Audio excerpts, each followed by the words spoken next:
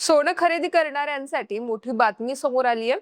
सुरक्षित गुंतवणुकीचा पर्याय म्हणून ओळखल्या जाणाऱ्या सोन्याच्या दरात आगामी काळात मोठी वाढ होण्याची शक्यता तज्ज्ञांनी व्यक्त केली आहे। तर जागतिक आर्थिक अनिश्चितता, महागाईचा दबाव आणि गुंतवणूकदारांचा सुरक्षित पर्यायांकडे वाढता कल यामुळे सोन्याच्या मागणीत वाढ होऊ शकते। याचा थेट परिणाम सोन्याच्या किमतींवर होण्याची शक्यता वर्तवली जाते।